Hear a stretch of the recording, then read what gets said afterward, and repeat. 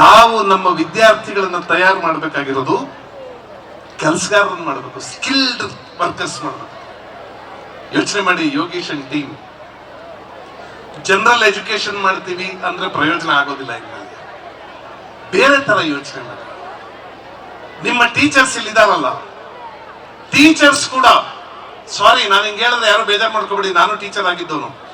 ನಾನು ಇಂಪ್ರೂವ್ ಆಗದೆ ಅಂದ್ರೆ ನಾನು ಉಳಿಯೋದಿಲ್ಲ ಅನ್ನೋ ಪರಿಸ್ಥಿತಿ ಅವ್ರಿಗಿರ್ಬೇಕು.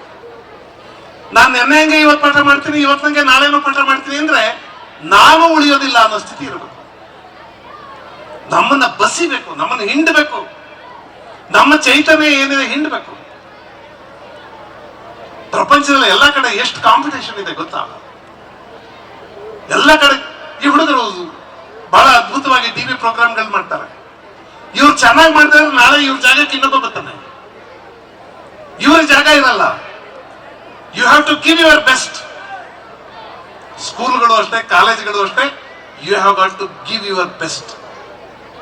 ಅದಕ್ಕೆ ನಿಮ್ಮನ್ನ ಹಿಂಡುಕೊಳ್ತಾ ಇದ್ರೆ, ನಿಮ್ಮ ಚೈತನ್ಯವನ್ನೆಲ್ಲ ತುಂಬಾ ಬಸಿದೆ ಇದ್ರೆ ನೀವೊಂದು ಒಳ್ಳೆ ಶಾಲೆ ಕಟ್ಟಕ್ಕಾಗಲ್ಲ. ಅದರಿಂದ ಹಣ ಬೇಡ ಅಂತ ಹೇಳ್ತಿಲ್ಲ, ಹಣ ಸಂಗ್ರಹಿಸಿ. ಯಾರ್ಯಾರು ದಾನಿಗಳು ಸಿಗ್ತಾರೋ, ನಿಮ್ಮ ಓಲ್ಡ್ ಸ್ಟೂಡೆಂಟ್ ಸಿಗ್ತಾರೋ, ಅವರಿಂದ ಸಾಧ್ಯವಾದಷ್ಟು ಹಣ ಪಡೀರಿ. ಅದು ಅಷ್ಟರಿಂದ ಸಾಕಾಗೋದಿಲ್ಲ. ನಿಮ್ಮ ಚೈತನ್ಯವನ್ನೆಲ್ಲ ಬಸಿಬೇಕು. ನಿಮ್ಮ ಶಕ್ತಿಯನ್ನೆಲ್ಲ ಬಸಿದೆ ಇದ್ರೆ 2 ವರ್ಷ ನಿಮ್ ರಾಜಕಾರಣ, ನಿಮ್ ಕತೆ, ನಿಮ್ ಬಿಸ್ನೆಸ್ ಎಲ್ಲವೂ ಇವೆಪ್ಪ. ಆದ್ರೆ ಸ್ಕೂಲ್ ಈಸ್ ಮೈ ಪ್ರಯಾರಿಟಿ ಅಂತ ಇಟ್ಕೊಂಡು ಕೆಲಸ ಮಾಡಿ ಇಲ್ಲೊಂದು ಕ್ರಾಂತಿ ಮಾಡ್ಬಿಡ್ತೀರಿ ನೀವು. ನನ್ಗೆ ಆಸೆ ಇದೆ, ಇನ್ನು 5 ವರ್ಷ ಆದ್ಮೇಲೆ ಮತ್ತೆ ಬೇವೂರಿಗೆ ಬರ್ಬೇಕು. ನಾನು ಇರ್ತೀನಿ ಅಂತ ಅನ್ಕೊಂಡಿದ್ದೀನಿ. ನಾನು ಇನ್ನೊಂದು 5 ವರ್ಷ ಆದ್ಮೇಲೆ ಮತ್ತೆ ಬೇವೂರಿಗೆ ಬರ್ಬೇಕು. ನನಗೆ ಆಸೆ ಇದೆ, ನನಗೆ ನಿರೀಕ್ಷೆ ಇದೆ. ಇವ್ರಿಗಿರೋ ಉತ್ಸಾಹ ನೋಡಿದ್ರೆ ಈ ಶಾಲೆಗೆ ಏನೋ ಮಾಡ್ತಾರೆ. ಅವತ್ತು ನೋಡ್ಬೇಕು, ಆ ಶಾಲೆ ನೋಡ್ಬೇಕು. ಇಲ್ಲದೆ ಇದ್ರೆ ಇವೆಲ್ಲ ಬರೀ ಭಾಷಣ ಆಗ್ತವೆ. ದೊಡ್ಡದೊಂದು ಸ್ಟೇಜ್ ಹಾಕೋದು, ಜಾಸ್ತಿ ಲೈಟ್ ಹಾಕೋದು, ನಮ್ಮಂತವ್ನ ಕರೆಯೋದು, ಭಾಷಣ ಮಾಡಿಸೋದು, ಸ್ವಾಮೀಜಿ ಕರೆಯೋದು, ಕಾಲಿಗೆ ಬೀಳೋದು, ಇಷ್ಟೇ.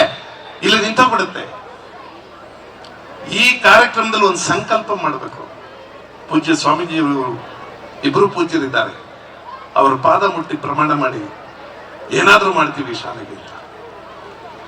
ಈ ಶಾಲೆಯ ಅಧ್ಯಾಪಕರಿದ್ದೀರಿ, ಬಂದು ದೀಪ ಹಿಡ್ಕೊಂಡು ಸ್ವಾಮೀಜಿ ಮುಂದೆ ನಿಂತ್ಕೊಳ್ಳಿ, ನಾವೇನಾದ್ರೂ ಮಾಡ್ತೀವಿ ಅಂತ ಹೇಳಿ.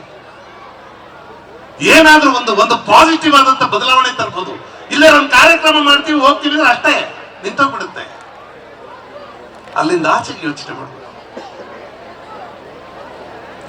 ಎಷ್ಟು ಸುಂದರ. ನಾನು ಸತ್ಯವಾಗ್ಲೂ ಹೇಳ್ತೀನಿ, ಐ ಸ್ವೇರ್ ಆನ್ ಗಾಡ್, ಈ ಶಾಲೆ ಮುಂದೆ ನಿಂತ್ಕೊಂಡು ಎಷ್ಟು ಸಂತೋಷ ಪಟ್ಟಿದ್ದೀನಿ ಅಂದ್ರೆ, ಅಕ್ಕಪಕ್ಕದಲ್ಲಿ 2 ಬೆಟ್ಟಗಳಿವೆ ಸರ್, ದುಡ್ಡು ಕೊಟ್ಟರೆ ಬೆಟ್ಟ ಬೆಳ್ಸಕ್ಕಾಗಲ್ಲ ಸರ್. ಕರ್ನಾಟಕದ 1 ವರ್ಷದ ಬಜೆಟ್ ತಂದಿಟ್ರು ಇಂಥವ್ 2 ಬೆಟ್ಟ ಮಾಡ್ಸಕ್ಕಾಗಲ್ಲ. ಪ್ರಕೃತಿ ನಿಮಗೆ ಕೊಟ್ಟಿದೆ.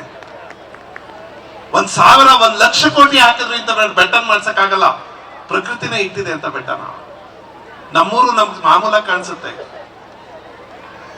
ಅದ್ರ ಹೊರಗಡೆಯಿಂದ ಬಂದವರಿಗೆ ಈ ಊರು ಎಷ್ಟು ಸುಂದರವಾಗಿದೆ ಅಂತ ಗೊತ್ತಾಗುತ್ತೆ.